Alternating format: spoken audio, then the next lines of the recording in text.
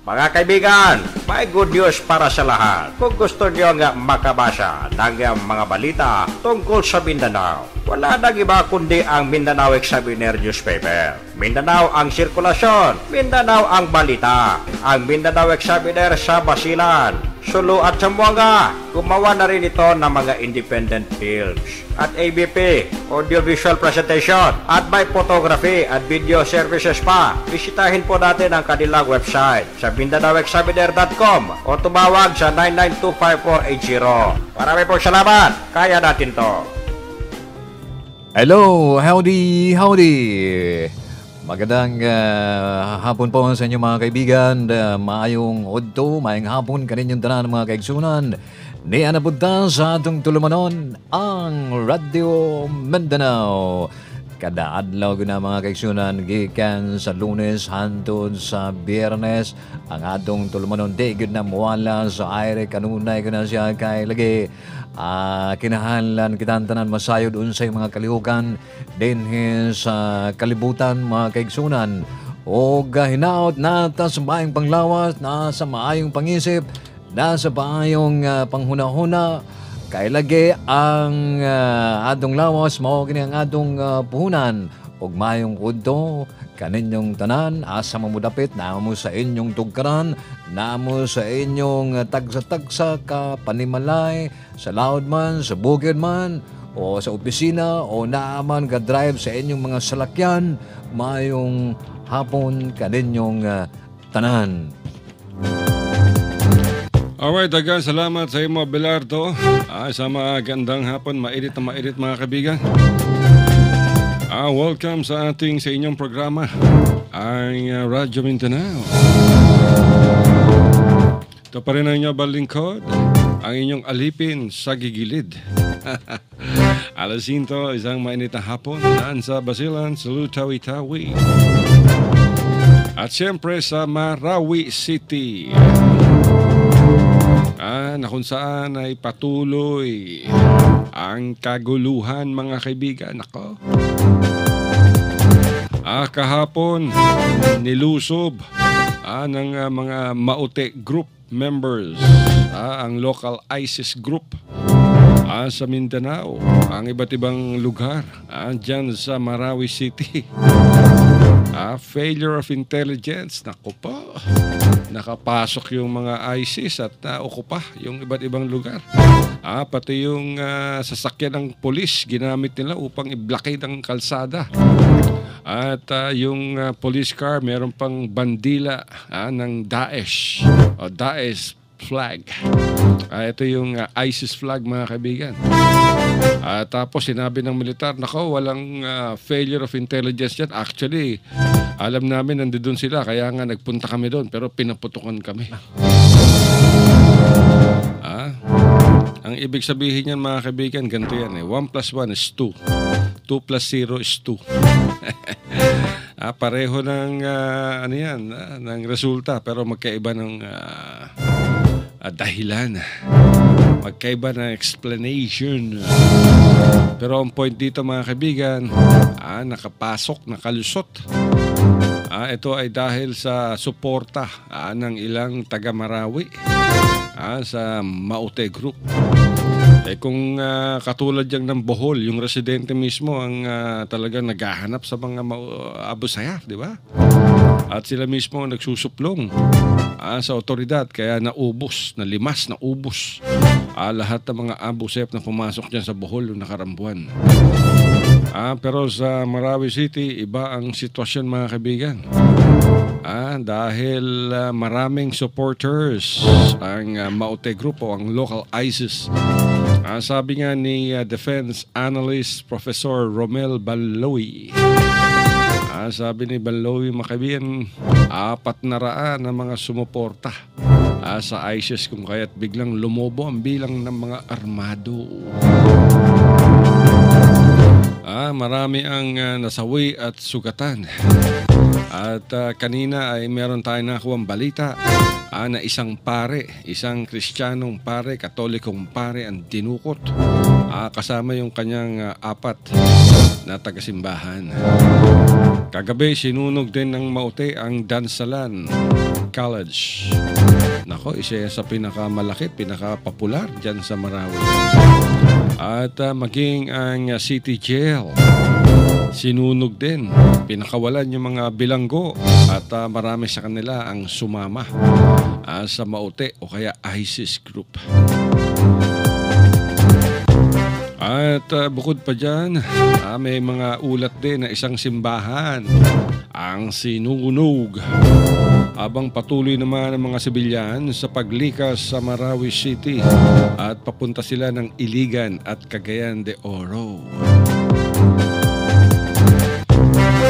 Naging mabagal ang pagbibigay ng impormasyon mga kaibigan ng 103rd Infantry Brigade at ng 1st Infantry Division at ng Western Mindanao Command ukol sa kaguluhan dyan sa Marawi City, ang capital ng Lanao del Sur, na bahagi naman mga kaibigan ng Autonomous Region in Muslim Mindanao. Kinundena ni Governor Mujib Hataman ang naturang atake ng mga maute. At kagabi, dakong bago mag-alas 9 ay naglabas ng pahayag ang Western Mindanao Command. At sinabi nila, nako, 15 lamang niyang mga maute. 15 daw. Hello! Ew! Ang sabi ng mga taga-Marawi, mahigit 500 o halos 500. Kasama ang mga sympathizers. Napakagulo mga kaibigan. Napapakinggan natin sa mga television, sa mga radyo, yung mga panayam sa mga residente, yung kanilang pagmamakaawa, nakakaiyak mga kaibigan. Nagdurugo ang aking puso sa lungkot dahil sa nagaganap dyan sa Marawi. Napakasakit. Dahil naranasan natin to sa Zamboanga City nung nagkaroon ng atake ang mga members ng Moro National Liberation Front. Ilang taon na nakaraan. Nag-cover tayo dyan sa Zamboanga City. Kaya alam natin ang dinadaing ng mga taga-Marawi. Ang kaibahan lamang mga kaibigan, yung Zamboanga Siege ay napakadami ang nasawi, napakarami ang apektado, pamilya, sibilyan, at maraming kabahayan na nasunog, mga barangay ang sinunog. Ngunit hindi nagdeklara ang Pangulong Aquino ng martial law. Kagabi ay mismong si Presidential Spokesman Ernesto Abella ang nag-anunsyo ng deklarasyon ng martial law sa buong isla ng Mindanao, kabilang ang Basilan, Sulu at Tawi-Tawi na nakapaloob sa Autonomous Region. Sa isang press conference mga kaibigan, inilhad nitong si spokesman Ernesto Abella at Defense Secretary Delfin Lorenzana ang kagustuhan ng Pangulong Duterte na ideklara ang buong Mindanao, Basilan, Sulu at Tawi-Tawi na sa ilalim ng batas militar. Dapat bang ideklara ng martial law yung ganong klaseng Anyway, ang mas lang doon sa Mauti, no? I mean doon sa Marawi, di ba? So I don't know, no? Pero kung sakali mang nandiran na nga mga kaibigan, so ano bang mano natin kung hindi ay tanggapin yung utos ng ating presidente, ganyan naging martial law, no? Now, dili pa sa una nga nagdeklara og martial law, murag tibuok man to Pilipinas, murag na ay kaguluhan ba. Pero sa panahon karon mga kaigsunan, murag akong manabana, murag manageable pa man tingali na siya. Oy, dili po nga panutante nga deklara og martial law. Kay nasayod da sa una, bagay katong mga martial law sa una panahon ni Marcos, wa pa ko kaayo makakuha na to kay atong edad atong murag 13 anyos pa to. So, murag wa pa kayo kabantay. Daghan nga matay, daghang mga kuan, pero tungod lagi sa pagka teenager, naalantag hapon pasyo, tanaw pag-anay may sinin sa una, bisag paggawas na mo mga kaigsunan, wala na may mga tao. Nangunta na lang mga tao gumis mga sundalo. Boy, halika. Taga-amin tao magkapagkaon na. Pero sa panahon karong mga kaigsunan, hinaot nga ang atong martial law karon dili para sa una kay sa una murag mahadlok ang mga tao sa una kay ilang istorya inani panahon sa martial law sa una kay murag kuyaw. Now, ambot lang karon kay makasiguro ta nga murag professional naman ang atong mga sundalo o kapulisan. So katurang rapat nga mahadlok katong na ay mga sala tingali, pero wala kay sala dili dapat nga ika-alarma kining pagdeklara og martial law mga kaigsunan. Now, hinaot nga dili kaayong para sa una nga pastilan sobra kay itong martial law sa una, no? Makita lang magsingkahan lang sa mga sundalot kanang tan-aw na ng mga sundalo, tan-aw lang ka ana, bingon na nga unsa man kulatahon ta ka ana unta karong martial law sa duha ka bulan mga kaigsunan dili para sa una, no? Hinaot nga di lang ta maalarma mga kaigsunan, wala tayo sala di mayo, di ba? Wala, hindi dapat ika-alarma. Well, marami ang haka-haka mga kaibigan. Dapat state of emergency. Pero sinabi naman ni Pangulong Duterte ako, hindi titigil itong mga terorista. Talagang magdedeklara siya ng martial law. At yung deklarasyon ng martial law mga kaibigan ay ginawa habang ang Pangulo ay nasa Moscow at nakikipagpulong kay Pangulong Vladimir Putin. Pero na-interview naman ni Mocha Uson, si Assistant Secretary Mocha Uson, itong si Pangulong Duterte. Pangulong Makes Duterte. me happy. Ito, pakinggan natin mga kaibigan. Makes me happy. I'm sad. But what makes me happy is that I was able to have a last minute, hindi last minute, but it was almost an hour, a last minute meeting with President Putin, and I was able to communicate all the things that I wanted to tell him. Maganda naman ang positive naman ang results. Sa message po sa mga kababayan natin. Mga kababayan natin, do not be too scared. I'm going home. I'm cutting my visit here to be with my countrymen, and I will deal with the problem once I arrive. But let me just tell everybody that I have declared martial law for Mindanao. How long? Well, how it would take a year to do it, and we will do it. If it's over within a month, then I'd be happy. Pero ang martial law is martial law, ha? So kayong mga kababayan ko, you have experienced martial law, it would not be any different from what the President Marcos did.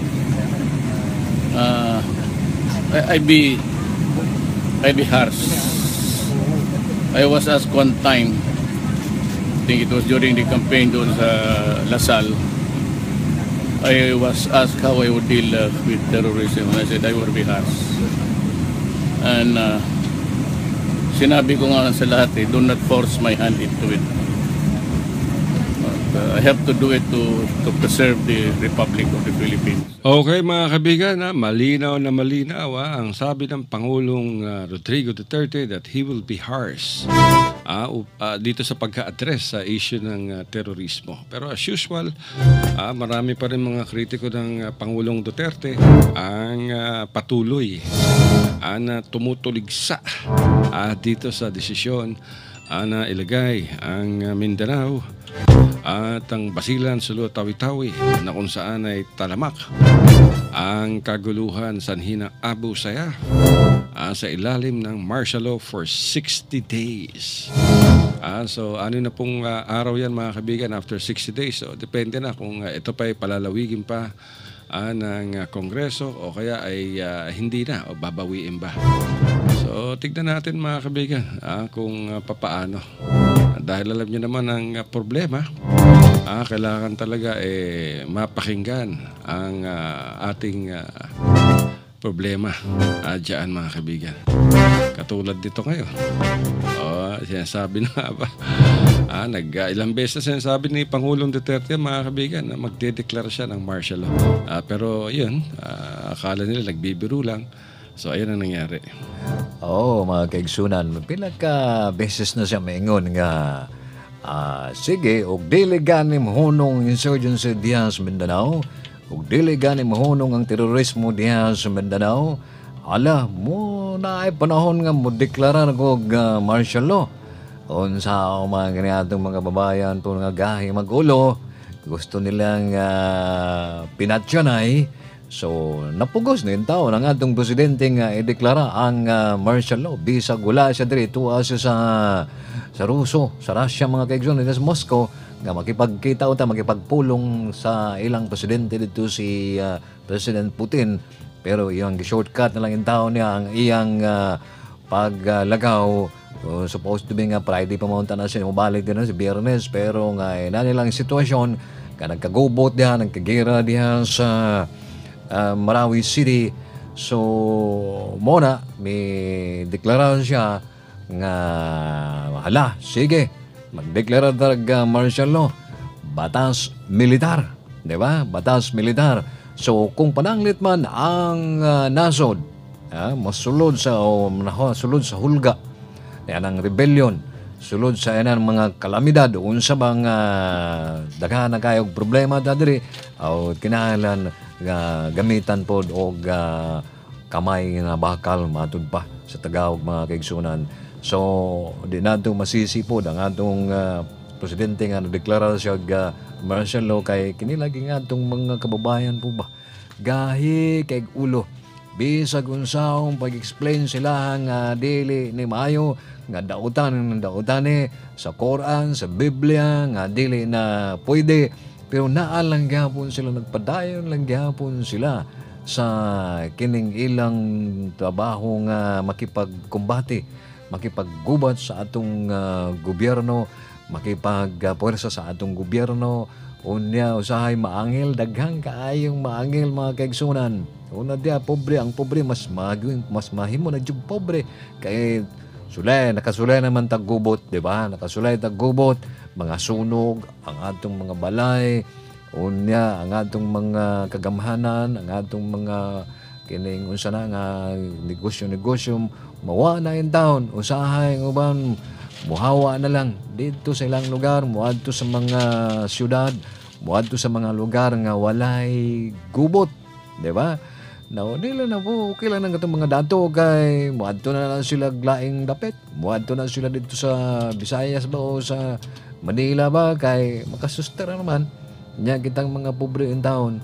So, mao nang giingon ako sa una ba, ayaw magpasag, di ayaw tabangan na to ang atong gobyerno ba, kay naaray panahon nga kita adi man ta sugot, pero sa wala tay pagkabana, wala tag hilom-hilom lang ta, bingon ta nga nabi tang mga sundalo, nabi tang mga pulis, bisag na ay mga tao nga ibalutang kana sila, lahi ang dautang mga tao, lahi ang ilang paglihok. Di lang ta, hunong-hunong lang ta, di man ta moingon nga, oy, awa mo diri kay di mi maangil, di mi sugod nga maangil niya ang inyong mga trabaho. Di man bunta mo sumbong sa atong mga otoridad. Mao na mga kaigsunan, mao nang giingon ako nga naaray panahon nga kita gyapon ang mabiktima kay magpasagad lang man ta, di man ta moingon nga ala, sige, itug-an na sa blaod, itug-an na sa atong mga kapulisan, mga sundaluhan, kana ay mga tao nga daudan diri sa umong lugar, di ba? So, mao na mga kaigsunan. So, wala man ta mag-blame, kakinsang-kinsa, kinahanglan nga usahay. Ang ato pong kaiguloy ang atong blamon ba? Di ba? Ang uban, musuporta sa mga daudang mga tao na kung sa'yo nahitabo diya sa Marawi, mga kaigsunan. Matod pa sa sundalo nga kinsira ang mga mauti group diya, pero pastilan kadaghan diya ang ilang mga supporters, ang mga gasuporta sila ha, di ba? No, siyempre ganun mga gasuporta sila, nala na silang mga tugkaran, lala na sa mga ilang balay, katago-tago lang na sila.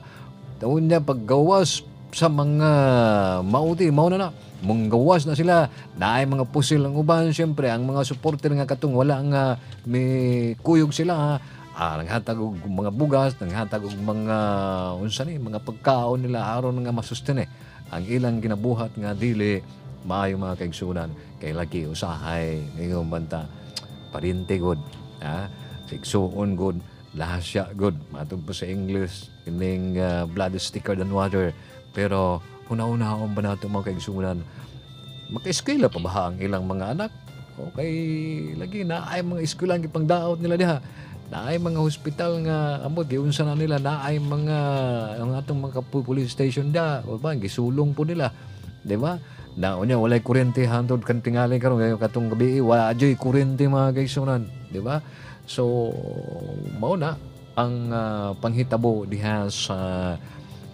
Marawi panghitabo diha sa Marawi na angel na daw ng uban di ba naangel na yung taon ang uban lumulupyo dinhis tibog sa Mindanao mga kaigsunan. Di ba? You could just imagine entire Mindanao, mga kapulo-puluan sa Mindanao under martial law. Naging sa may makaluluoy diha. Kaluluoy yung taon itong mga sagi lang itong mga negosyante. Di ba? Itong mga negosyante, datong man sila.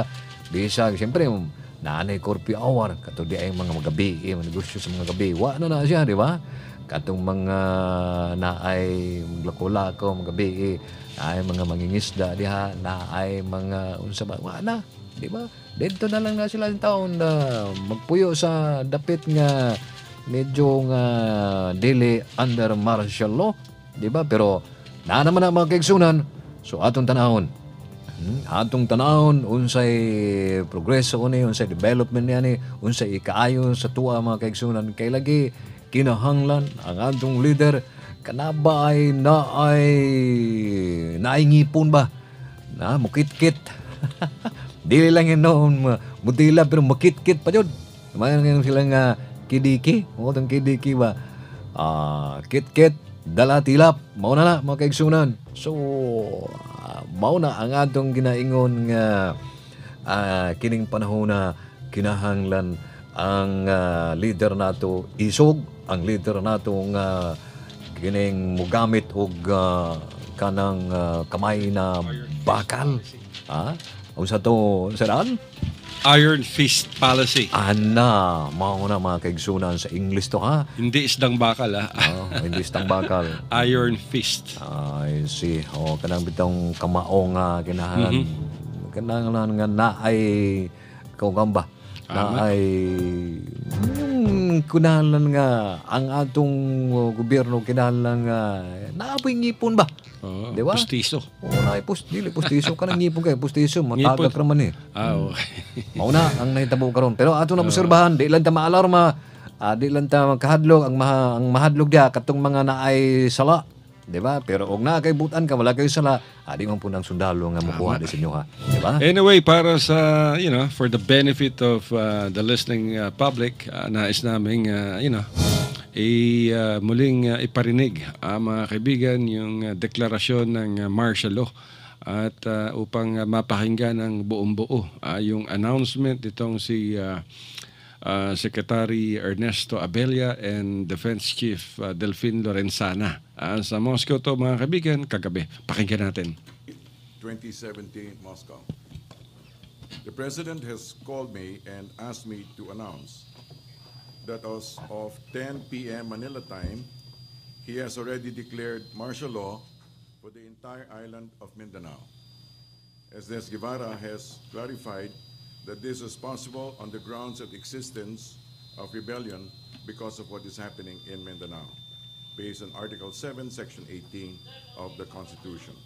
This is good for 60 days. I'm going to defer now to Secretary Del Lorenzana, Secretary of National Defense, to give us a backgrounder, and then to Secretary Alan Cayetano of the Department of Foreign Affairs. Good evening.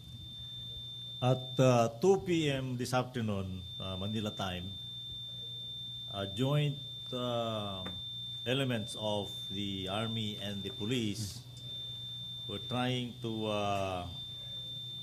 serve a warrant of arrest on Isnilon Hapilon at Barangay Basak, Malutlot in Marawi City when they were met with firefight or firearms, gunfire from the group of Hapilon Isnilon.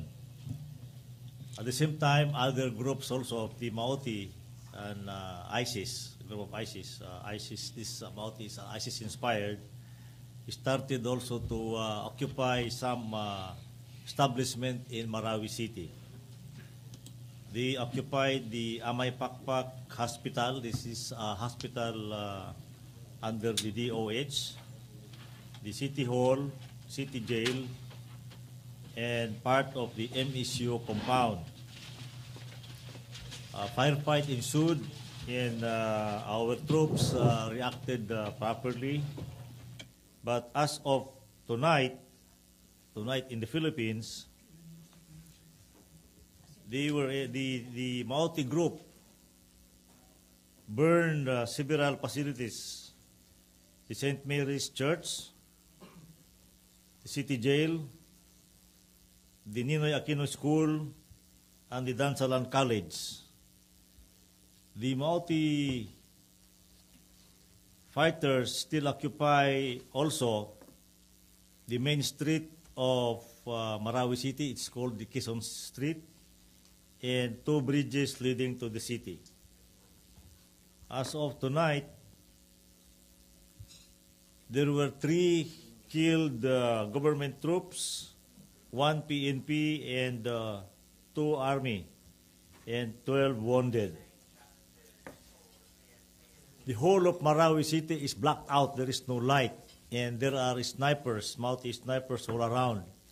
So the troops are still on holding, and several troops elements have already joined them from other neighboring units, and tomorrow morning we are bringing in more troops from Zamboanga and Manila. I talked to the commander of the 1st Division, Major General Rolando Bautista, a while ago, just maybe 5 minutes ago, and he gave me this update.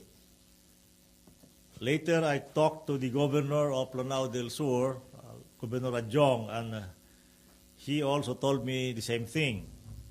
Now, there are no civilians are roaming around. They are all in their houses, but there were several houses also that were burned surrounding the other facilities that were burned earlier. Now that is all that we can give you at this moment. We are still waiting for other development.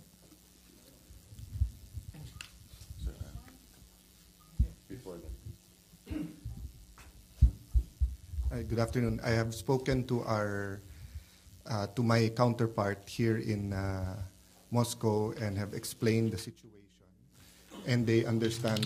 Ito mga kaibigan, si Secretary Alan Peter Cayetano ng Department of Foreign Affairs. Is a priority. They understand that the presence of the President Duterte is essential in the Philippines, but I will be staying behind. The agreements will be signed, and we will have a bilateral meeting with the Honorable Foreign Affairs, the Honorable Minister of Foreign Affairs, Lavrov.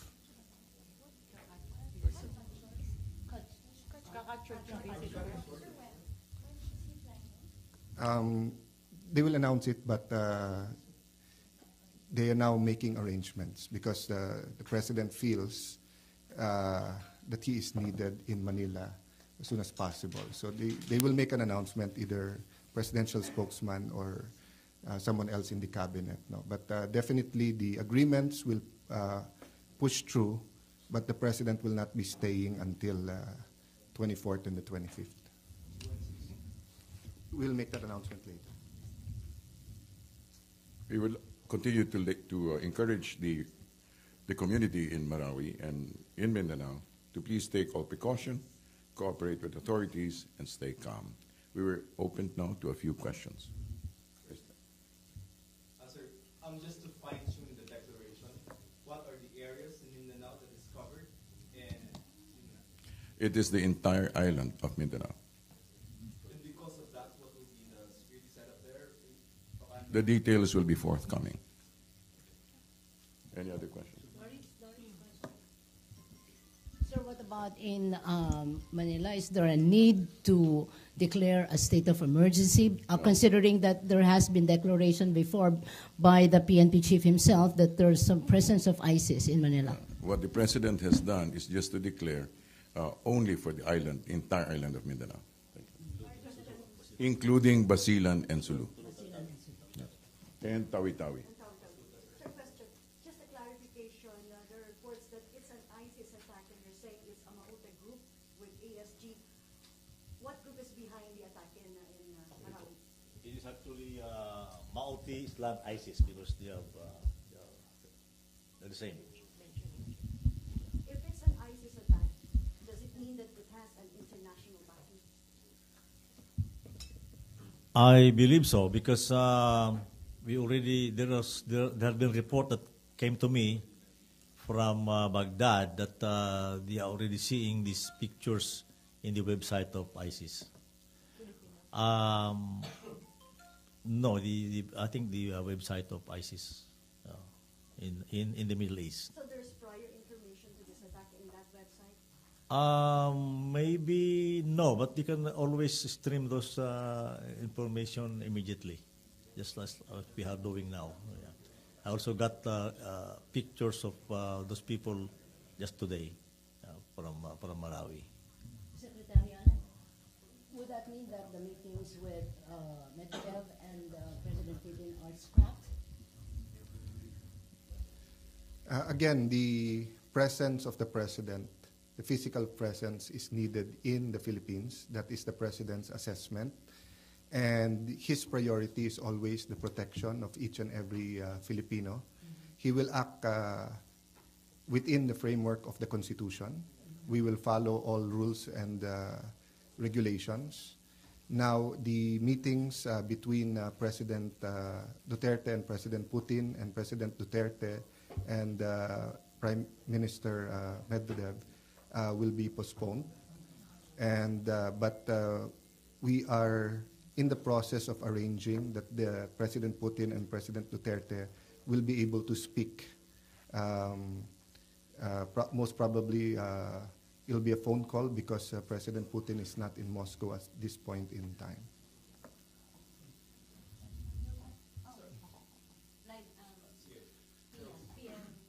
Good afternoon, sir. Good evening na pala. Sir, may magkakaroon po ng forced evacuation sa mga civilian communities para mag-give way po sa possible surgical operations po. Wala pa ngayon. Ang sinasabi namin doon ay stay in their homes muna. Huwag silang mag-cut-cut sa paligid ngayong gabi dahil wala nga ilaw at maraming snipers ng mga ISIS na Maute doon na nag-aabang baka mapagkamalan silang sundalo. Also, the soldiers will also might mistake them to be the enemy. So, stay put muna sa mga bahay nila. And then tomorrow when it's light, so malalaman natin kung ano pang gagawin natin doon. We may require them to get out of the homes or evacuate them, but we will provide the evacuation facilities like transportation para makaalis sila kung magkaroon talaga ng house-to-house fighting dyan sa Marawi.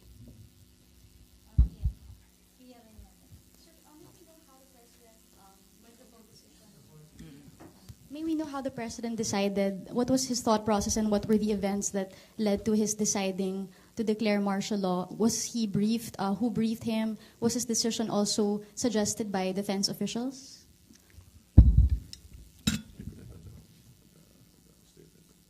He met with his own group, and we will just have to leave it at that. The full details we don't have. His own group, sorry? Yes. His own group of... No, his group of advisors. Okay, we don't have the details about the composition of the advisors. Secretary Lorenzana, considering the urgency of the situation in Mindanao, you think there's a necessity to ask for immediate military support or assistance either in China or here in Russia? None. I think we can do this. We just have to reshuffle our troops.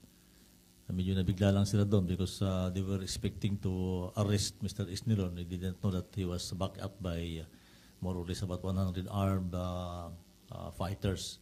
But we will be able to contain them as we go along, maybe tomorrow or the next 2 days. Yun ho bang Marawi area, matagal na hong pinamumugaran ng mga Maute group at ito ho ba'y matagal ng yes. nasubaybayan? Yeah, if you remember, we were able to, we bombed them in Butig. Isnilon was there in Butig early this year, and they were scattered. And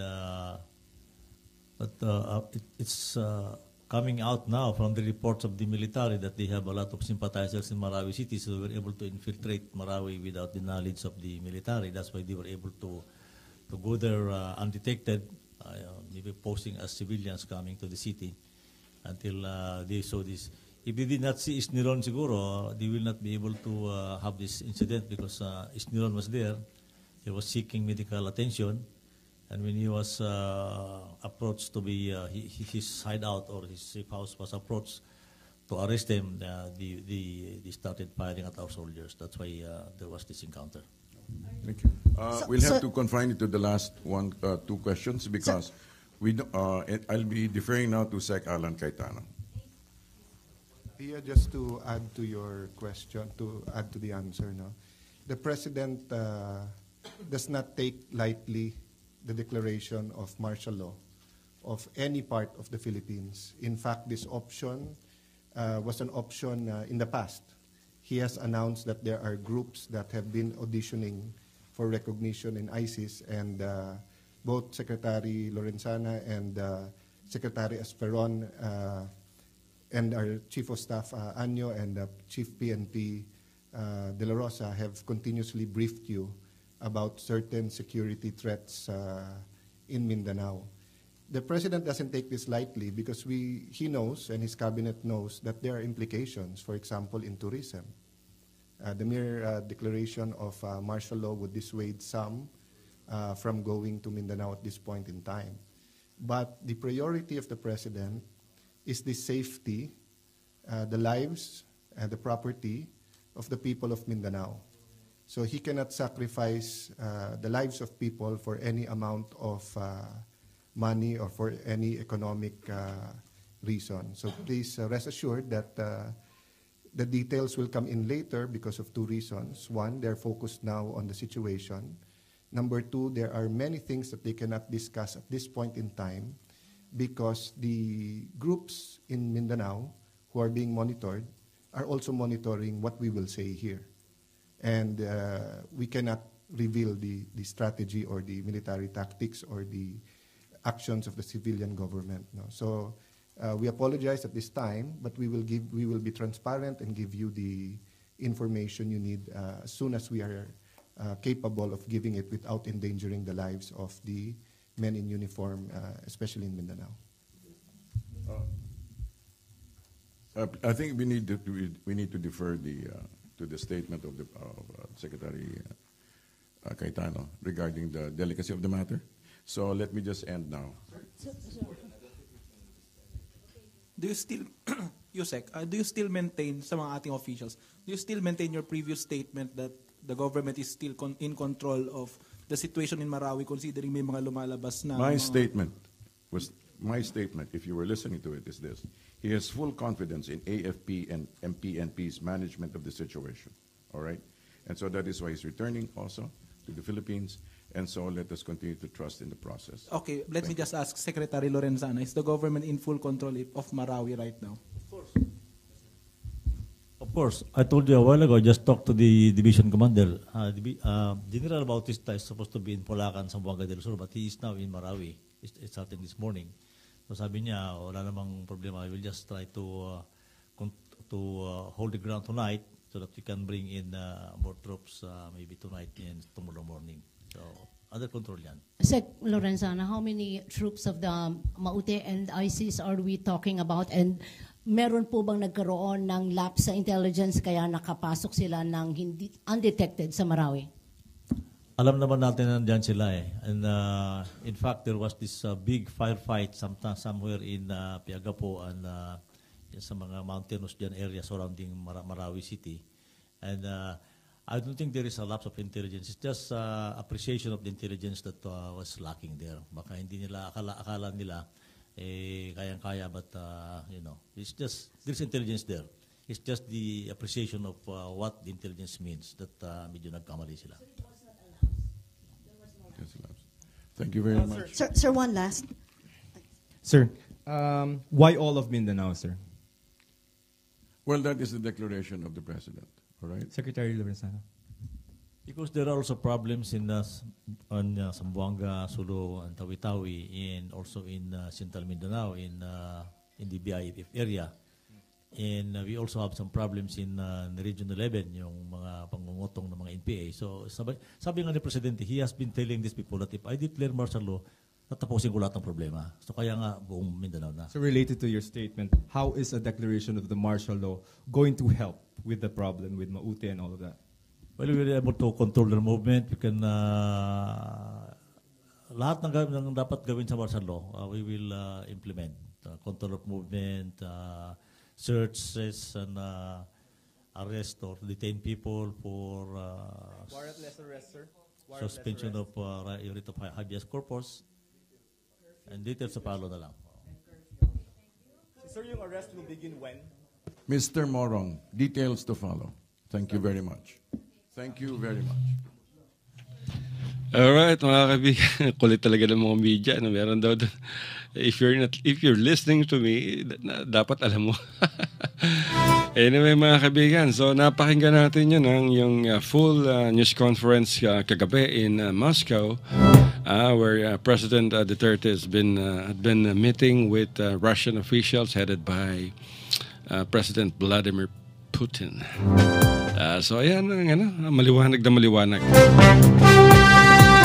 At isa mga kaibigan, pinaliwanag at kailangan daw yung details is to follow na lamang. So kailangan natin antayin mula sa Armed Forces of the Philippines at sa Philippine National Police yung implementing guidelines dito sa deklarasyon ng martial law. Dahil hindi naman pag sinabing nagkaroon ng martial law ay masisikil na yung karapatang pantao.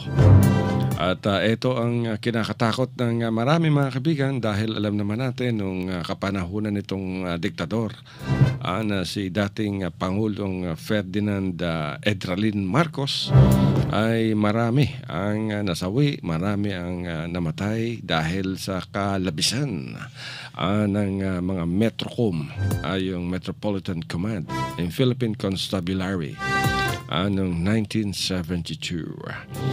So sinabi rin ni Pangulong Duterte na sa panayam nitong si Assistant Secretary Mocha Uson na yung deklarasyon ni Marcos at yung kanyang deklarasyon ng martial law ay walang pagkakaiba. So the President said he will be harsh. So yan mga kaibigan. Ay, mga kaigsunan, walang dalingan, minawag tulog ka dito speaker. But anyway, mo ka na mga kaigsunan, pero ato lang kining banabanaon mga kaigsunan, nadungog nato ito ganina o pangutana ganito sila dito ng atong mga media nga unsa mga guidelines so say dapat nga wasabtan sa mga katauhan mga kaigsunan bahin ining martial law. Pero ngayon silang hulat-hulat lang kay muhatag detalye o guidelines ang atong militar o unsaon ang style niya ng ingon silang martial law.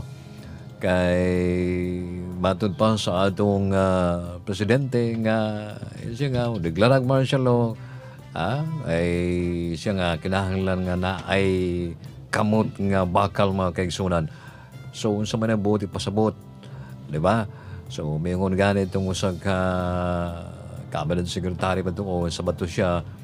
Ingon siya nga yung katong mga panahon sa martial law nga gideklara ni Marcos o karong martial law nga deklara ni atong presidente si Rodrigo Duterte nga murag pareha-pareha lang no, pero hinaot nga dili kahayo para niadtong sa unang pastilan makahadlok mga kaigsunan. Unta pero naray maminaw lang gihapon mo sa atong tulumanon, bapohon o maminaw lang gihapon sa mga radyo aron masayod ta unsay mga detalye, unsay mga guidelines nga ginahimo karon sa atong mga kasundaluhan. Tama yan. Alam niyo mga kaibigan, napakahirap ng sitwasyon ngayon dyan sa Marawi. Dahil, sabi nga ni Bishop Edwin de la Peña, na sinunog nga nitong mga maute ang Cathedral of Our Lady Health of Christians. At dinukot ang ilan mga parishioners, mga Kristiyano, kabilang ang isang pare na nakilalang si Father Teresito Suganob. At bukod kay Father Teresito Suganob, ay tinangay din ng mga maute members ang secretary ng simbahan na nakilalang si Wendelin Mayornita at isang parish council president na nakilala lamang sa pangalang Nick, Professor Nick. At hindi pa mabatid mga kaibigan kung ano ang kinahinatnan nitong pare at yung kanyang mga kasamahan. Subalit ito ay kinumpirma na mga kaibigan ni Bishop Edwin de la Peña. At nagpanta ang mga maute na papatay nila ang kanilang mga bihag kung hindi titigil ang militar sa operasyon laban sa kanila diyan sa Marawi City. Talagang hindi sila titigilan yan. Dahil lalo na ngayon may martial law. Nako, malabo yan mga kaibigan. Sabi nga ni Bishop, may tumawag uli every 30 minutes daw tumatawag upang ipaalam ang kanilang banta na papatayin ang mga bihag kasama yung pare kung hindi titigil ang militar. So si Pangulong Duterte naman hindi naman nakikipag-negosasyon sa mga terorista. So tignan natin mga kaibigan kung hanggang saan itong problema dyan sa Marawi City, ang capital ng Lanao del Sur. Napakalamig yata dyan. Nakapunta ko ng beses dyan Malapit lang to, 4 na oras lang to, Iligan City na. Iligan. 2 oras yata, Iligan City na. So ngayon mga kaibigan, patuloy yung evacuation. Nako, traffic ang matindi rito baka biglang umatake yung Abu Sayyaf. Umatake yung mga ibang jihadist groups sa iba't ibang lugar sa Mindanao upang ikalat itong kanilang ipinaglalaban at upang mabawasan ang pressure dyan sa grupo ni Isnilon Hapilon, ang tumatayong lider ng Abu Sayyaf at ng ISIS group, ang lokal na ISIS. At for information of the public, yung ISIS mga kaibigan, yung Islamic State ay inako na itong atake dyan sa Marawi at nasa website na ng Islamic State. At tinawag nilang mga Daesh soldiers itong grupo ng mga maute. So, tignan natin kung paano maresolba ng pamahalaan. Dapat siguro to isona nila itong buong Marawi City mga kaibigan. Izona na ng militar at ng pulisya upang ma-recover yung mga illegal firearms, mga illegal weapons na nasa kamay ng mga sibilyan na walang mga papeles. So, matindi. Bakit tahimik yung Commission on Human Rights? Bakit tahimik yung sila Senator Laila de Lima? Bakit tahimik sina Senator Kiko Pangilinan? Sina Senator Bamakino? Tahimik? Hindi man lang kinukondena itong karahasan dyan. Tahimik ang CBCP. Yung mga nagrereklamo ukol sa human rights, di umano ay violation sa ilalim ng Administrasyong Duterte. Ay, nagumagay sa bitaw na. Sabagay, nga nung mukuhaan pa man sila. Nga nung mo reklamo man sila kay Marcelo Mandres Mindanao. Maraming nagreklamo. Itong yung singer na sino ba? Lea Navarro. At saka si Jim Paredes, nagdadakdak na naman. Kasalanan daw ni Pangulong Duterte yung nagganap dyan sa Marawi City. Sabi naman ni Lia Navarro, yung dating songer, bakit daw wala si Duterte sa kasalukuyang kaguluhan dyan? Hindi ba naman? Alam naman yan, nasa Russia yung Pangulo. Nagtatanong kung bakit. Grabe itong mga, mga kaibigan, itong mga propagandist ng Liberal Party. Ay, mananghid na ko kay Murag apikin na ka itong oras sa Siral, no? Okay, sige. Pero salamat. bago tayo magpaalam, nais muna naming ilabas itong balita, mga kaibigan. Itong si Nur Miswari, yung chairman ng Moro National Liberation Front, ay kinasuhan ng graft at malversation na di umano'y may kinalaman sa 115 million educational materials deal nung siya ay governor pa ng Autonomous Region in Muslim Mindanao. Ayon sa Office of the Ombudsman, ay formal na silang nagsampa ng kaso laban dito kay Miswari. Kaugnay dito sa anomalous procurement of educational materials mula taong 2000 hanggang 2001. Isang taon lamang, 115 million. At ayon pa sa Ombudsman ay kasama sa mga kinasuhan itong si Department of Education ARMM Director Llovihilda Sinches, Chief Accountant Pangalian Maniri, City Aisa Usman.